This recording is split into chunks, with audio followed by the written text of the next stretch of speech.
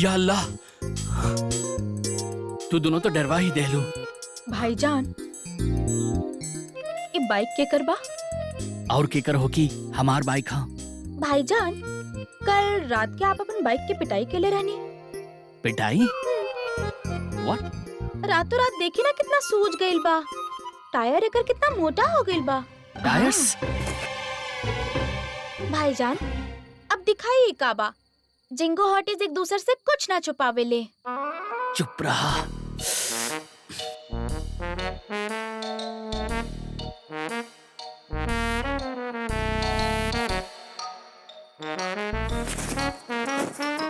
ये तो बहुत ही खूबसूरत बा, पर आपके ये बाइक के दिलस? असद भाई गिफ्ट कहले बानी।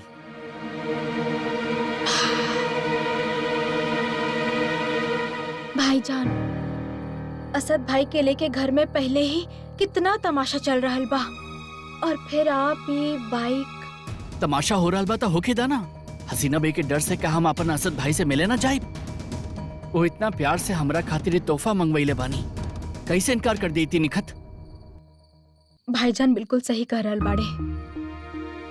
अफसोस हो खेला हमनी के, जब हमनी से ई कहल जाला कि असद भाई हमनी खातिर एगो अजनबी बाड़े। कितना बुरा लागेला जब हमनी आपके उनका से छिप छिप के मिलत देखे नी।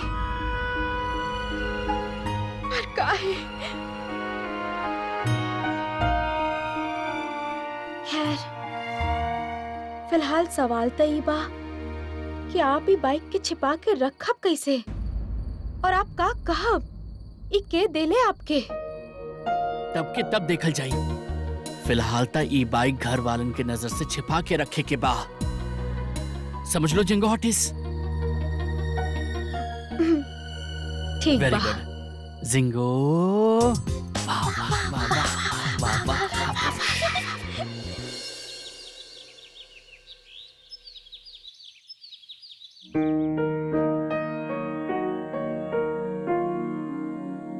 सलाम वालेकुम फुफी। वालेकुम सलाम। हे टोमेटो। अरे, इंग्लिश में नाम ले रहल बानी, नाराज काहे हो रहल बाड़ू? अच्छा फुफी, उजे प्ले का नाम रहे? तेरे बिना जिंदगी जिंदगी तो नहीं। आप बात करत रही ना, हम ऑनलाइन चेक कईनी। एक टिकट बचल रहे जो हम आपके खातिर बुक कर देनी। आज डिलीवर हो जाई। ओके? Thank you.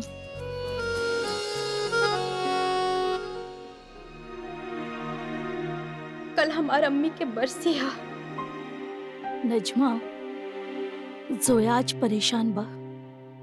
अच्छा, हमके तो ठीक लागल। जोया जब परेशान हो खेली त केहू के अपन परेशानी के बारे में ना बतावेली, बल्कि अपन परेशानी के छिपावे खातिर वो हर रोज से भी ज्यादा शैतानी करेली। तू एगो काम करा, आज ओके घुमावे बाहर ले जा। श्योर।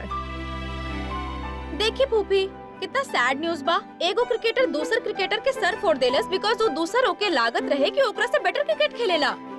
कितना लोग से दूसर के खुशी देखल ना जाएला ना फूफी। ये तो फिर भी एगो क्रिकेटर के दूसर के क्रिकेट खेले से चिढ़ रहे। कुछ लोगन के तो दूसर के क्रिकेट देखे से भी चिढ़बा। क्रिकेट के दुश्मन। आपके ही बचकाना कमेंट से हमार डिसीजन चेंज ना होगी। बाय द वे, हम क्रिकेट के बहुत बड़ा फैन बने। एग्जैक्टली। जोया, आपके पता बा भाईजान क्रिकेट के इतना बड़ा फैन बाड़े, उनका ओकरा बारे में सारा इन्फॉर्मेशन बा। इनफैक्ट इनकर मेमोरी इतना शार्प बा कि आप जॉन क्वेश्चन पूछबो इमीडिएटली आंसर दे दी हैं। Oh really?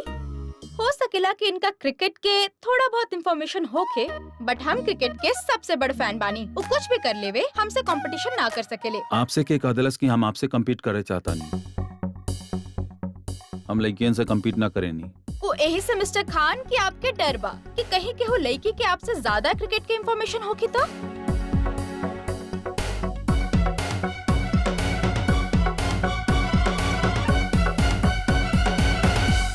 आपके क्रिकेट के बारे में कितना मालूमात बा ये अभी पता चल जाए। Oh really? लागल शर्त? आपके का लगा था आप शर्त में मैच जाए के इजाजत जीत जाइबू? हमके लग रहल बा कि आप पहले से ही अपन हार सोच के बैठल बानी। शुरू करा। आप करी। सचिन तेंदुलकर के पूरा नाम का बा? सचिन रमेश तेंदुलकर। टोरंटो में एगो प्लेयर के एक्सपेक्टेटर्स के साथ झगड़ा हो गल रहे काहे कि ऊ प्लेयर के कोनो सब्जी के नाम से पुकार ले रहे। ऊ प्लेयर के नाम बताई और सब्जी के नाम बताई। प्लेयर इंजमामुल हक, सब्जी आलू। करेक्ट। कूल। वेल नजमा, हम सोचत रहनी कि इंजमाम तहार भाई होखत और तू दोनों कहीं बाहर जात त लोगन का कहत कि देखा आलू टमाटर आ रहल बाड़े। पंटर कौने क्रिकेटर के निक नेम है? रिकी पॉन्टिंग। आप ये बताई कि अनिल कुंबले के निकनेम का है? जंबो। मुरलीधरन अपन करियर में कितना विकेट ले लें? 800। 2011 में वर्ल्ड कप में इंडिया श्रीलंका के कितना विकेट से हरावले रहले? 5। श्योर? जी। रॉन्ग। 6। 2011 वर्ल्ड कप में इंडिया श्रीलंका के 6 विकेट से हरावले रहले। यस। आप इतना खुश काहे हो रहल बा? बिकॉज़ हम जान रहल बानी कि हम शर्त जीत चुकल बानी। हमार जवाब बिल्कुल सही बा। आपके जवाब गलत बा मिस्टर खान। एगो काम करे तानी ना, चेक करल जाए। ओके।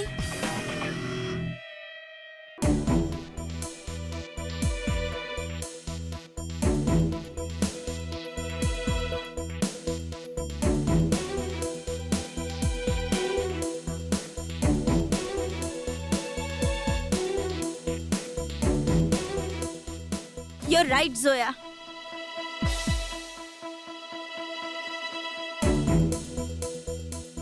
सो हम शर्त जीत गई नी। त यही बात पे एगो शेर अर्ज बा। आग डरेला पानी से और दौलत डरेला कड़की से। आग डरेला पानी से और दौलत डरेला कड़की से। मिस्टर असद अहमद खान हार गईले सुना आज एक लड़की से। Thank you, thank you. Well, अब जब आप शर्त हारे गइल बानी तो आपके ऊ करे के पड़ी जे हम कहब। कहा? अब आपके फोन रखे के पड़ी परमानेंटली। टिकट मिस्टर खान, आप शर्त हार चुकल बानी।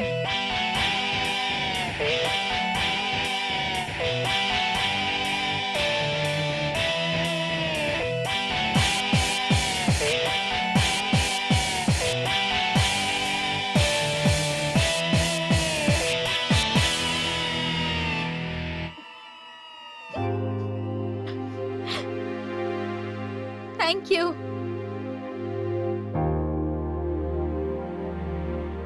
कमाल बा, आज पहला बार के हो ऐसा से होकर मर्जी के बगैर काम करेले बा। सोया तो नामुमकिन के तो मुमकिन कर देलू।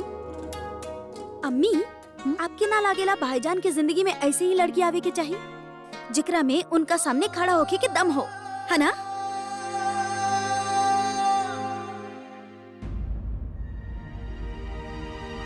ये फोन अब आपे रखिए परमानेंटली।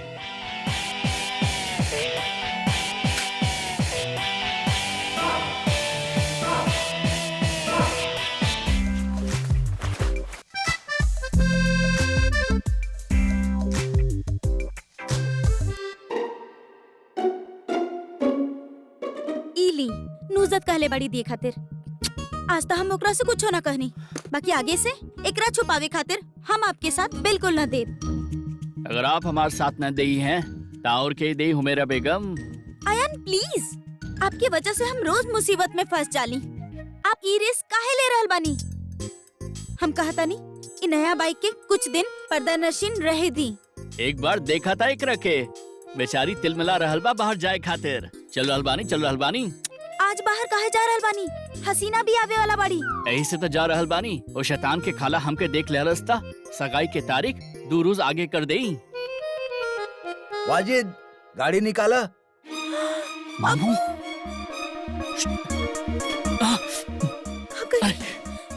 काकरी काकरी। अरे बाप रे। अबू ऊ कुछ कह के रहे। का कहे के रहे? अबू दवाई खत्म हो गई बा अबू। ठीक बा, हम आवत समय लेते आई। का बात बा बेटी, परेशान लग रहल बाड़ू? कुछ परेशानी बा तो बता दे हमरा। परेशानी दूर हो गई, दूर हो गई, चल गई। तोहार तबीयत तो ठीक बा ना? अबू बुखार लग रहल बा हमरा के।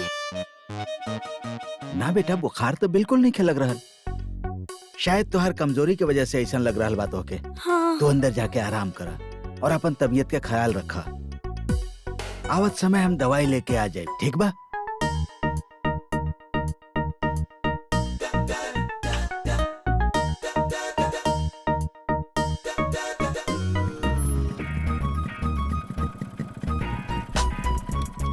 The big final comes to you from Simon Cowell, two very experienced and seasoned umpires out here for this game. And looking from the outside, David Lloyd, what's your feeling? Yeah, good afternoon, Ravi. Good afternoon, everybody. Well, it's a world-class venue and world-class teams. These are two heavyweights, make no mistake about that. Both captains will know the conditions. जोया, You say हमनी I'm कोनो an गलती तो ना outsider कर देनी ना? this, and I think भाईजान this is साफ-साफ very मना much कैले रहे। ओ कम ऑन नजमा, तहार भाई जानना साइको बाड़े। हमने सिर्फ एगो मैच देखे आइल बाड़ी, बड़ा नॉर्मल सा बात बा। आप ठीक कर रहल बानी, लेकिन नेक्स्ट टाइम अगर भाईजान के साइको कहली तो देख ली हाँ। ओह, भाईजान के चमची। Let's not forget the local boy. जोया, अगर भाईजान हमनी के टीवी पर देख ले लें तो? तरह के लागत पर मिस्टर बॉडी बिल्डर टीवी देखे ले। ओह, और वैसे भी आवे से पहले हम टीवी के वायर निकाल देले रहनी। उनका तो यही लागी ना कि टीवी खराब हो चुकल बा, so don't worry, tension free होके मैच देखो, right? First runs on the board. That was in cover drive from Virender Sehwag.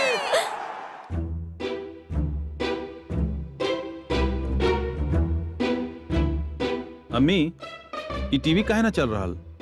आप केबल वाला के फोन कैलू? ना, लेकिन अभी तक तो ठीक ही चलत रहे। नजमा कहाँ बा? टीवी मैनुअल वही के पास बा। अब नजमा तो जोया के साथ कुछ खरीदारी करे गई बाड़ी।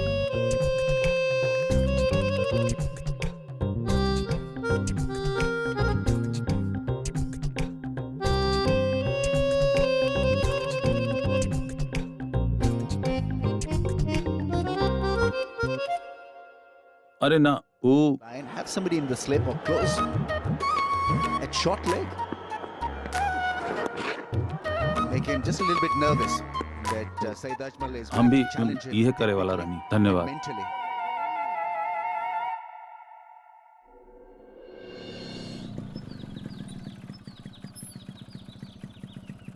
रुका रुका रुका,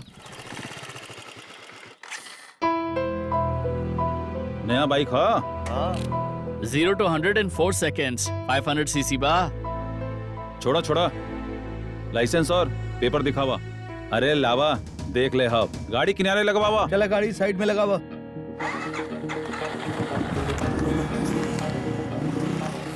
लड़का तो बहुत तेजी में बा, लेकिन पेपर सही लग रहा बा सर।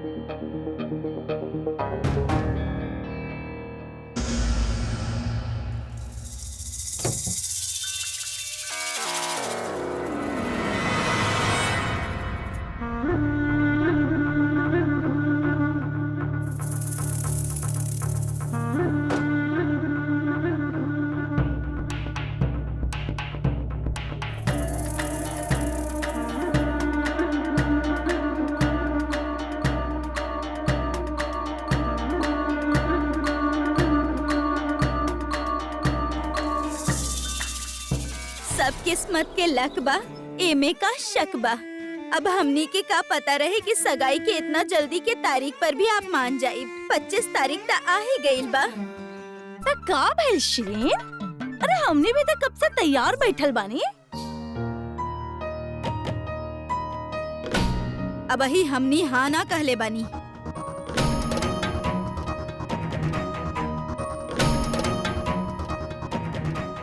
अभी हम सोच रहल बानी। उ का है ना, ऐसन मामला में 1000 बार सोच के फैसला कइल जाला। हसीना भी, आप कोनो बात के भी फिक्र न करें। तमाम इंतजामात हमनी करब। जी हाँ, वो कुछ इंतजाम हमनी के भी करे के पड़ी ना।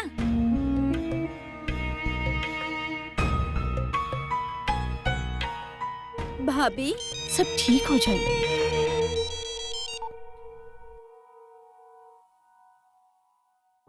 अस्सलाम वालेकुम आपा। वालेकुम सलाम।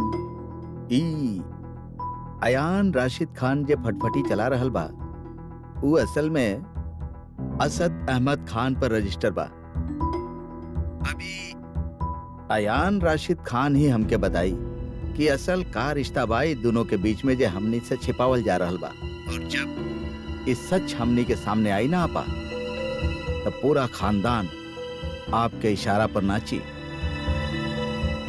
समझ ली आपके काम हो गया। हाँ तो कौन तारीख निकाले रही आप लोग? जी हम तो 25 तारीख कहत रही। तो ठीक बा, हमने के कौनो एतराज नहीं खे। सच भाभी? हाँ, मिठाई खिलावा। मुबारक हो। अरे अरे मिठाई खिलावा। मुंह मीठा करी, पहले आप करी।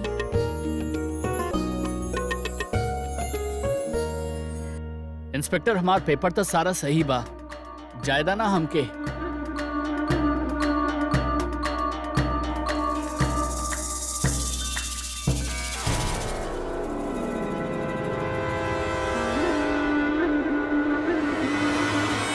चिल्लम पुकार काहे कर रहल बाड़े? पेपर सही बाकी गलत ये डिसाइड तू करबे का? आरटीओ से वेरीफाई होखी। अब जरूरत पड़ल तो थाना पर आवे के पड़ी।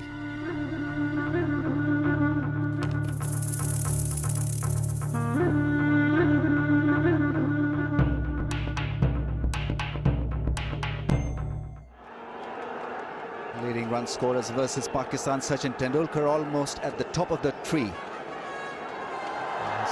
Sana Jayasuriya was another master blaster. Seven takes the aerial route. One bounce over the rope. Another boundary for him, already racing away to 29. 7 boundaries for him.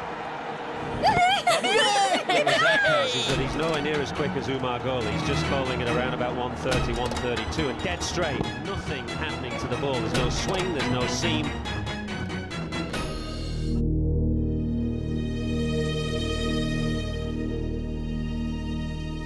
अस्सलाम वालेकुम भाई। वालेकुम सलाम। आज एगो अजीब बात हो गई भाई, सोचनी आपके बता दें। का भाई? आज हम अपन बाइक बाहर ले गए रहनी और एगो पुलिस वाला चेकिंग खातिर रोक लेहलस। वो नया मॉडल बना, शायद वो लोग देख लेना होगी। हो सकेला भाई, लेकिन बड़ा गौर से पेपर चेक करत रहे। बड़ा ही अजीब आदमी रहे। तोहार पेपर्स बिल्कुल सही बा, फिक्र करे के कोनो बात ना बा। हमके तो फिक्र ई बात के बा कि बाइक के वजह से तोहार घर में कोनो प्रॉब्लम ना आवे के चाहिए। फिक्र मत करा भाई, घर में केहू के भी ना पता बा। सिर्फ निखत, नुज़त और हुमेरा के बाइक के बारे में मालूम बा। और भाई अगर घर में केहू के पता चल गए ना, तो हमार डैश में बम्बू कर दे ही हैं। यही से छिपा के रख ले बानी अभी तक। आयन हमार बात ध्यान से सुना। घर पे केहू के न पता चले के चाहिए कि वो बाइक हम तरह के देले बानी। 1 हफ्ता में पेपर्स तुम्हारे नाम पे ट्रांसफर हो जाई। ओकरे बाद केहू के कुछ पता ना चली। भाई आप काफी सीरियस साउंड कर रहल बानी। का बहल?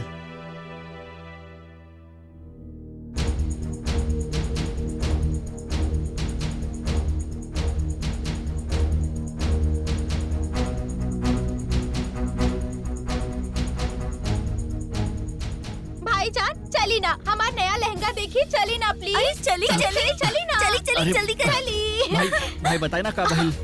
भइल ना होई। अच्छा भाई हम फोन रख रहल बानी, हम आपसे फिर बात करब। खुदा हाफिज। अल्लाह हाफिज।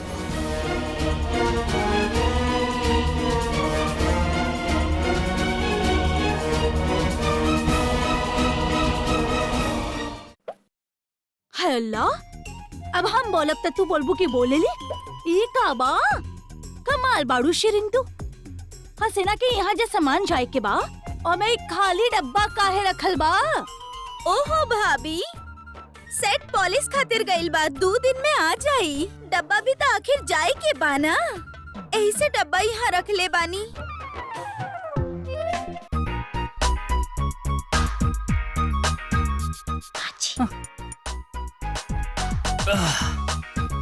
बाजी, अम्मी से कहा कि एगो हनीमून पैकेज भी रखवा दी ना सामान में।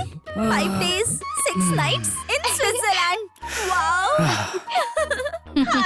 How romantic! हमारा बेगम, तू तो दिन ब दिन बेशरम हो जा रहल बाड़ू। हाय, इमे शर्म की का बात बा बाजी। निखत, तोहार होखे वाली सास के बहुत बड़ा दिल बा।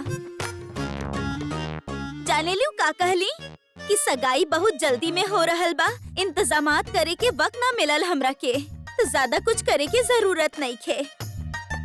बस जौन खाने में बनावे के बा ओकर एगो लिस्ट देले बाड़ी और छोटा सा लिस्ट देले बाड़ी अपन रिश्तेदार के, जिनका खातिर तोहफा लिए के बा। ले आवा दिखावा का लिस्ट देहले बानी हूँ। ली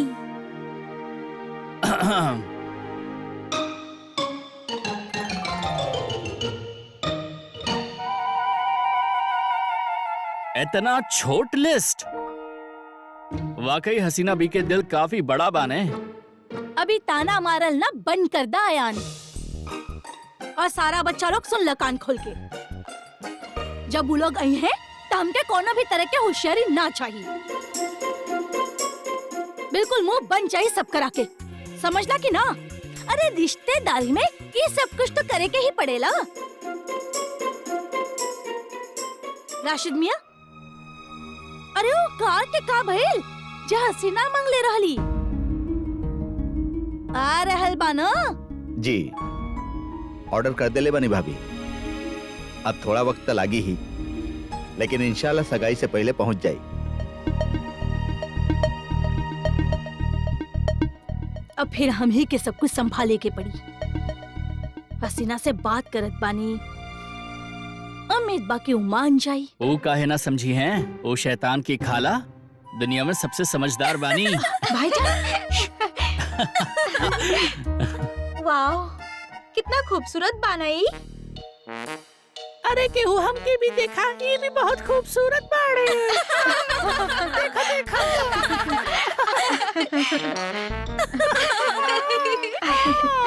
अरे चाल तो देखा यार।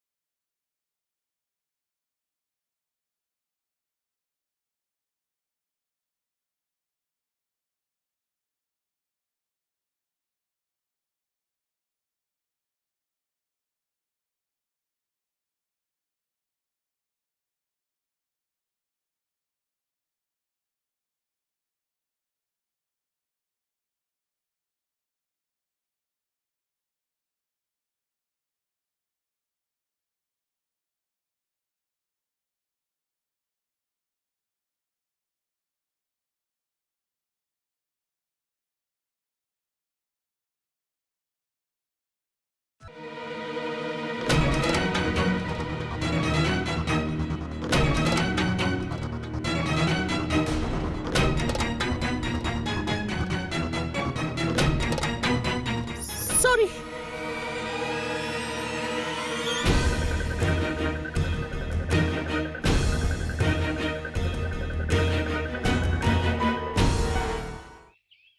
कम ऑन नजमा, अब गाड़ी के घुरल बंद करा और अंदर चला। भाईजान अंदर बाड़े, हम अंदर ना आ सकेनी। नजमा, तू जिल्ले इलाही से इतना काहे डरेलो? डोंट वरी, कुछ ना होके, हम बानी ना। यही से डर रहल बानी। आप जहाँ भी हो खेली कुछ ना कुछ जरूर हो खेला। अल्लाह मियाँ, व्हाट्स रॉन्ग विद दिस गर्ल? नजमा, उनका ना पता चले कि हम लोग मैच देख के आ रहल बानी, ट्रस्ट मी। अब स्माइल कर, कम। सॉरी।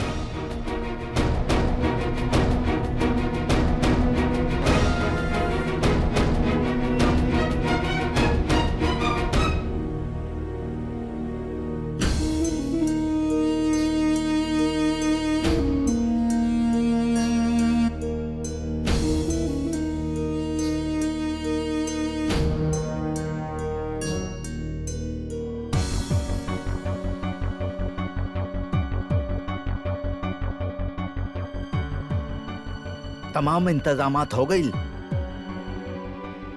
जी उ टेंट वाला के एडवांस देवे के बा, उ कल तक सब हो जाई।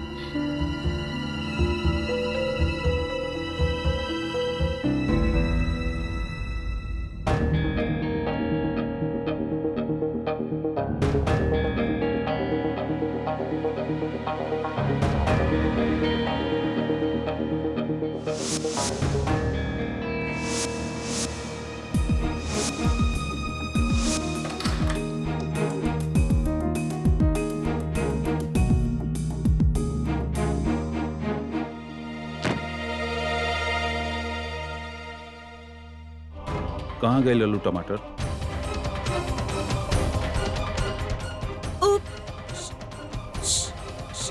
शॉपिंग। हाँ, शॉपिंग। शॉपिंग से खाली हाथ आ रहल बाड़ू। जो सामान खरीद ले रहलू कहाँ बा? हाँ, लिए के रहे बाकी हमने लेनी ना, हमने की कुछ पसंद ना आई। कहाँ खरीदे गए रहलू आप? हम वो DVD, phone, charger, hard drive सब ऐसे। आपके कुछ भी ना मिलल? एक्चुअली सब कुछ बहुत महंगा रहे, ओवर प्राइस्ड। डीवीडी कितना के रहल? 600 के सिर्फ 10। और चार्जर? 500 में सेकंड हैंड। और hard drive? 15,000 for just one DVD. Mahendra Singh Dhoni? 67 not out.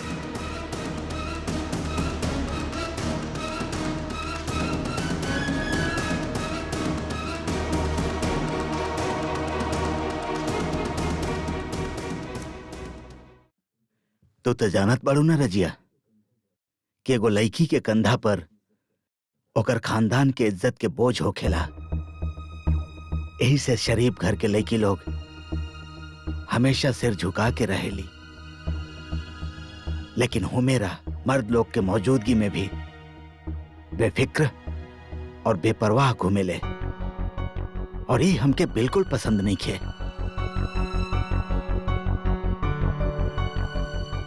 जी ऐसा बिल्कुल भी ना बा। अगर केहू बाहर के हो खेले तो ओकर नजर ऊपर भी ना उठेली। अयान के बाद तो अलग बाना। दोनों बचपन के दोस्त बाड़े। लेकिन अब वो दोनों बच्चा ना रह गई बड़े। जी जाने नहीं, यही खातिर तो सोचत रहनी कि अब इनकर निकाह के बात हो जाएगी चाहिए। अल्लाह कसम, ये रिश्ता एक बार पक्का हो जाइए तो फिक्र खत्म हो जाए। पता ना रजिया, फिक्र खत्म होगी या शुरू होगी। अयान के हरकत देख ले बाड़ू, कितना गैर जिम्मेदार लड़का बा। सारा दिन आवारा गर्दी करत रहेला, वो लड़की लोग के पीछा करत रहेला। और जहां तक हमार ख्याल बा, ये अब तक असद से मिलब बंद नहीं खे कइले। एक बार निकाह हो जाए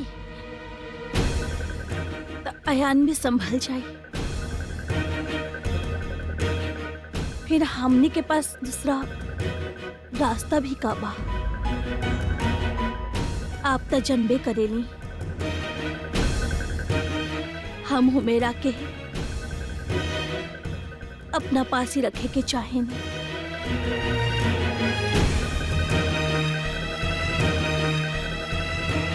जितना जल्दी निकाह के बात हो जाए उतना ही बेहतर होगी। जी हम तो सोच रहल बानी कि निखत के निकाह के साथ ही इनका निकाह भी हो जाए तो बहुत अच्छा होगी ना।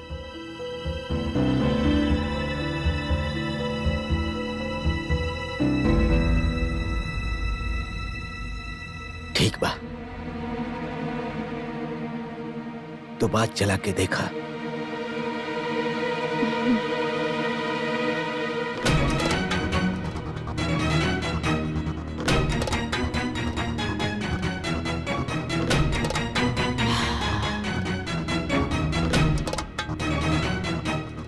राशिद के अम्मी आजकल बाहर गई बाड़ी।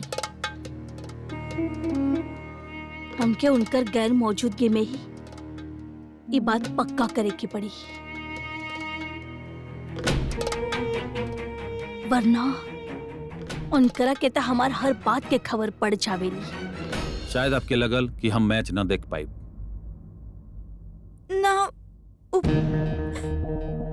दरअसल हमने दोनों तो हमरे आंख में देखकर झूठ बोला नजमा। इतना झूठ बोले के बाद तो तोरा झूठ बोले के आदत हो जाए कि चाहिए। आपके सोबत में रह के अबले बेशर्मी से झूठ बोलल ना सिखाल। शायद तनी और टिप्स के जरूरत बा। हमने सिर्फ एगो छोट सा ही तो झूठ बोलनी मैच देखे खातिर। नजमा जोन आज तक हमसे कोनो बात ना छुपैली, हमसे झूठ बोले लगल। पता नहीं और का सिखैले बाड़ू इनके। हमने सिर्फ एगो मैच देखे ही तो गई रहनी। हमके ना लगेला कि एकरा में कोनो इतना बड़ बात बा। ये बड़ा बात नहीं खे कि नजमा बाल कटली हमसे झूठ बोलल, ये आपके लिए बड़ा बात नहीं खे। कॉलेज में जाके लइकन से मारपीट करता रही, ये आपके लिए बड़ा बात नहीं खे। आज आप लोग झूठ बोलकर घर से बाहर गईलू, ये भी आपके खातिर बड़ा बात नहीं खे। पता ना आपके खातिर बड़ा बात का बा। बट वहाँ पे हजारन लइकन रहली। वही है 1000 लड़की लोग, लेकिन ओमे से कोनो बगैर गार्जियन के ना हुई और खामोशी से मैच देखत हुई हैं। आपके तरफ पूरे स्टेडियम के सामने नाचत ना हुई हैं। और आप नजमा के भी हमके समझ में ही नहीं किया। आपके समझ में आई कैसे? काहे कि इंसान में तहजीब और अदब के बुनियाद बचपन में ही डालल जाला। माँ बाप डाले लें, कम से कम हिंदुस्तान में तैसे ही होला। लेकिन शायद आपके माँ बाप के पास आपके अदब सिखावे के वक्त न रहल, कहीं और मसरूफ रहले। गलती आपके नहीं खे, गलती आपके माँ बाप के बा। अगर वो आपके नेक तरबियत देत तो शायद आप ऐसा ना हो तू।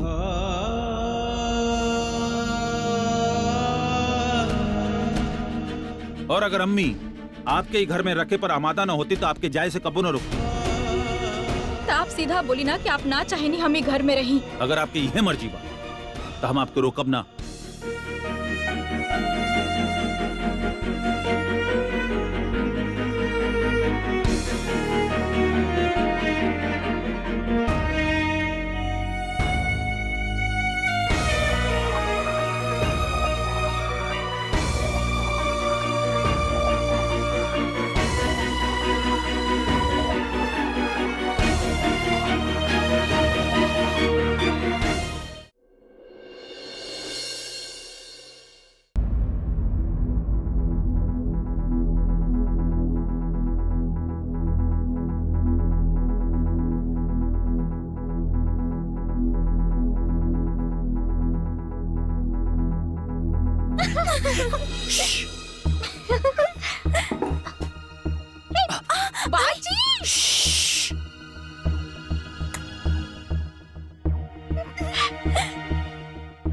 केहू आवत तो ना देख लेस? ना mister president. Very good ginkgo. बैठा बैठा बैठा। हुमेरा, जिंगो हॉटीज की लास्ट मीटिंग में तोहके एक काम दिहल रहे, वो काम भइल या ना? यस मिस्टर प्रेसिडेंट, काम हो गई। अरे वाह, इतना हम ले। ना बाजी, एक कप ना हमके चाहिए। हमके चाहिए। हमके चाहिए। ये कप के हमके दा पहले। यही पर प्रेसिडेंट लिखल बा, ये कर मतलब ई बा कि ई कप हमार बाड़े। आज का एजेंडा का बाड़े? आयान और हुमेरा के निकाह। ओह भाभी, ये बात हमरा के पहले काहे ना सूझल। ANH कितना अच्छा जोड़ी बा। हना राशिद।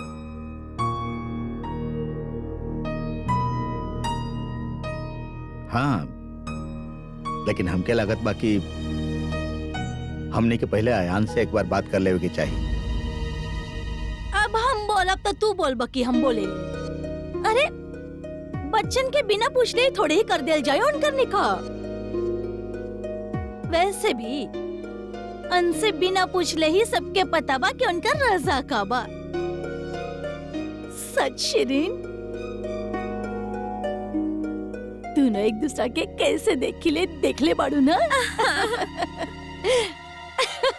अल्लाह कसम आसमान से बनकर आयल बा जोड़ी उनकर। जी, लेकिन फिर भी एक बार बात कर लेवल जाई कि वही रिश्ता खातिर तैयार बाड़े या ना। तैयारी हम कितना दिन से कर रहल बानी। आप पहले फूफी के बर्थडे आ रहल बा, पर उससे पहले निखत बाजी के निकाह के फंक्शन शुरू हो जाई। कल महफिले सौगात बा, फिर सगाई। मतलब रोज कुछ ना कुछ तो होकते रही।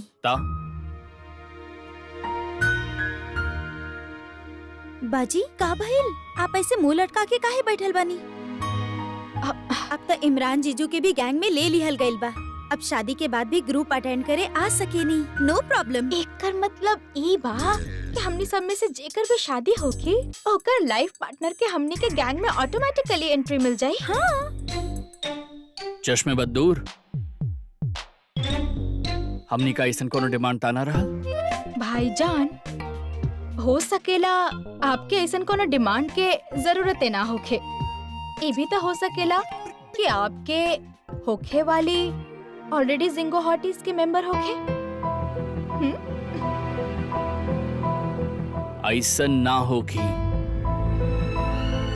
काहे कि हम कभी शादी ही ना करब। आया ना कही, आप लोग देख ली। हाँ, सब किस्मत के लक बा, एमे का शक बा। घर बैठल बैठल रिश्ता हो रहल बा राशिद, भाईजान के बेटी और हमनी के इकलौता बेटा। हमनी के और का चाहिए? ए बारे में हमने बाद में बात करी जाई तो बेहतर होगी। जी,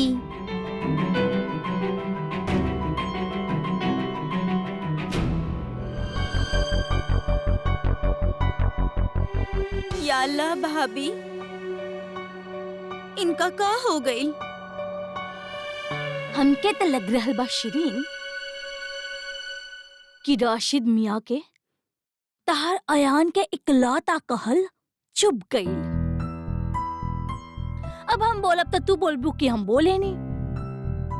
वैसे सही तो बा, बेशक अयान तहार इकलौता बेटा बा, पर राशिद मियाँ के तो दूसरा बा ना। एगो बात कही, इतना साल में भी तू राशिद मियाँ के उनका दूसरा घर से पूरा तरह से अलग ना कर पैलू। भाभी, आखिर वो घर में राशिद के 2 बच्चा बाड़े। अगर राशिद उनका ना भुला पा रहले तो ओकरा में राशिद के गलती नहीं खे। अब्बा बाड़े उनकर। चल हम मान लेनी, लेकिन एक बात याद रखी है, जब तक बच्चन की याद कर रहल बाड़े तब तक तो ठीक बा शिरीन, लेकिन ऐसा ना होखे कि बच्चन के बहाने उनकर अम्मी के भी याद करे लागे। बड़ा मुश्किल हो जाए शिरीन तब। ना भाभी, राशिद कबो ऐसा ना करी है। हम उनका जाने नहीं, हमके उन पर यकीन बा। आप कहने कि आपके ओ प्ले देखे के बहुत शौकीन बाड़ी, तो आप ही टिकट उनका कोरियर कर दी और आप दोनों एक्सीडेंटली मिल जाए।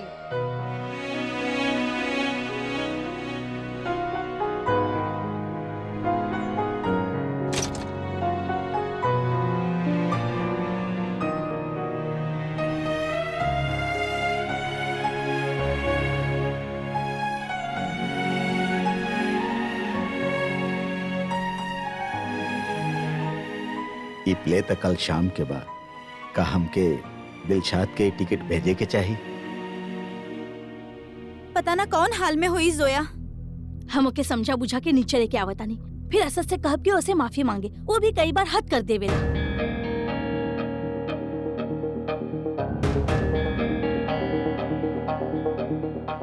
अम्मी, जोया चल गईली।